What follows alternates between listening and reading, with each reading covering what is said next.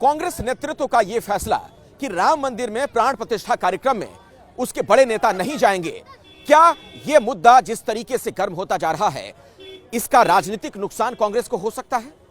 शायद इसकी भनक कांग्रेस को लग रही है।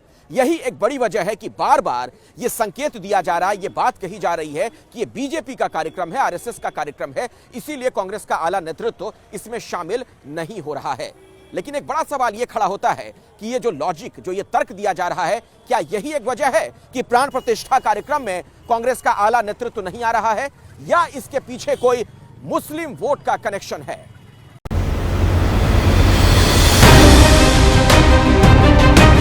115 लोकसभा सीट, 20% वोट बैंक। यूं तो आंकड़ा देश की मुस्लिम बहुल सीट और मुस्लिम आबादी का है, जिसके तार 22 जनवरी को अयोध्या दर्शन से इनकार के कांग्रेसी फैसले से जुड़ते नजर आ रहे हैं।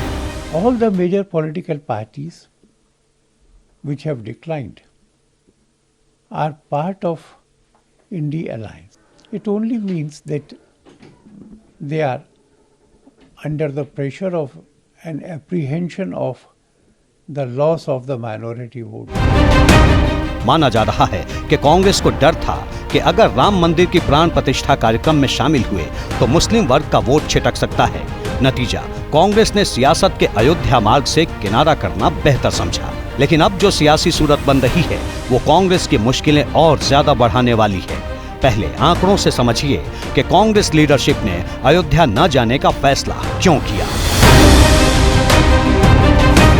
2019 में कांग्रेस को मुस्लिम समाज के 33% वोट मिले थे, जबकि 2014 में कांग्रेस को मुस्लिम समाज के 38% वोट मिले।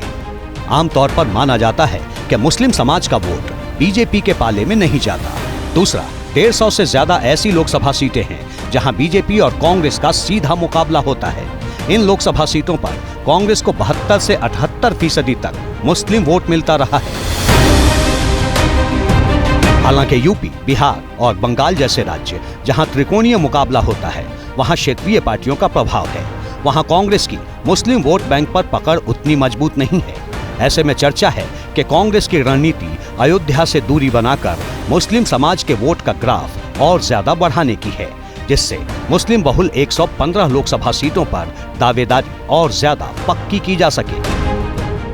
साथ ही 132 सीटों वाले दक्षिण भारतीय राज्यों में संदेश दिया जा सके कि कांग्रेस का चाल, चरित्र और चेहरा सेक्युलर है, न कि किसी धर्म और जाति से प्रेरित। ये बात और है कि कांग्रेस लीडरशिप के अयोध्या न जाने के फैसले ने साधु संतों को भी नाराज कर दिया है और सनातन में आस्था रखने वाले लोगों को भी।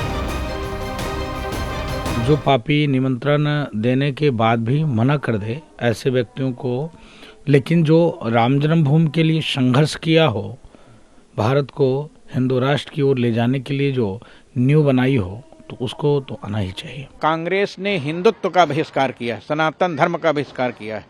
सनातन ने राष्ट्रीयता का बहिष्कार किया है। सनातन का राष्ट्रीयता का बहिष्कार कांग्रेस ने किया है। इसलिए कांग्रेस को लोगों ने ठीक से जान लिया है कि कांग्रेस धर्म विरोधी, हिंदू विरोधी, सनातन विरोधी है। दिलचस्प बात यह है कि राम मंदिर के विरोध में कोर्ट में लंबी लड़ाई लड़ने वाले बाबरी मस्जिद के पक्षकार हाशिम अंसारी का परिवार, उनके बेटे इकबाल अंसारी प्राण प्रतिष्ठा में शामिल हो रहे हैं, लेकिन कांग्रेस को ऐतराज है। हम हर धर्मों का सम्मान करते हैं और सबको एक सलाह देते हैं कि धार्मिक और जात की लड़ाई नहीं होना चाहिए। आपस में जो है अच्छे ताल्लुकात होने चाहिए। अगर तरक्की देश की लोग चाहते हैं तो जो है लोग जो है इस तरीके से ऐसा काम करें कि हिंदू और मुसलमानों में सौहार्द बना रहे। यही देश की तरक्की, हम यही चाहते हैं। हालांकि कांग्रेस पार्टी अकेली नहीं है, कई क्षेत्रीय दलों ने भी प्राण प्रतिष्ठा में शामिल होने से इनकार कर दिया है। उद्धव ठाकरे प्राण प्रतिष्ठा कार्यक्रम में शामिल नहीं होंगे। अखिलेश यादव 22 जनवरी को अयोध्या नहीं जाएंगे। वामपंथी नेता सीताराम येचुरी भी प्राण प्रतिष्ठा में शिरकत नहीं करेंगे। ममता बनर्जी ने भी 22 जनवरी को अयोध्या आने से इनकार कर दिया है। इसके अलावा शरद पवार, अरविंद केजरीवाल, नीतीश कुमार प्राण प्रतिष्ठा में शामिल होंगे या नहीं, अभी ये तस्वीर साफ नहीं। लेकिन सबसे ज्यादा चर्चा कांग्रेस के फैसले की हो रही है। ऐसा इसलिए भी है क्योंकि कांग्रेस के तमाम नेता ये दावा करते रहे हैं कि 1986 में राजीव गांधी की सरकार के दौरान राम जन्मभूमि परिसर का ताला खोला गया था कांग्रेस की सरकार में विश्व हिंदू परिषद को राम मंदिर के शिलान्यास की अनुमति दी गई थी। यहाँ तक कि कांग्रेस ने 1991 के अपने घोषणा पत्र में राम मंदिर का जिक्र किया। ऐसे में सवाल उठना लाजमी है कि फिर क्यों कांग्रेस ने प्राण प्रतिष्ठा कार्यक्रम से किनारा कर लिया। कांग्रेस वो सारा मुस्लिम वोट बैंक उन क्षेत्रीय दलों के पास नहीं देना चाहती और खासतौर से ये ध्यान रखना चाहती है कि कहीं अखिलेश जी की पार्टी या और जो बहुजन समाज पार्टी या दूसरी पार्टियां हैं वो सारा मुस्लिम वोट बैंक नहीं हथिया लें। इसलिए वो राम मंदिर से थोड़ा दूरी बनाकर रखना चाहती है कि कहीं जो मुस्लिम वोट बैंक है वो खिसक नहीं जाए।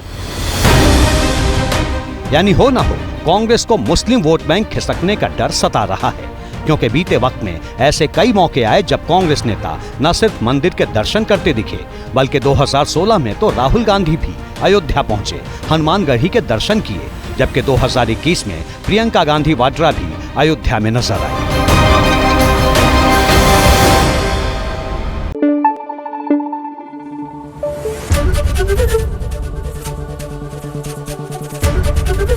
एबीपी न्यूज आपको रखे आगे।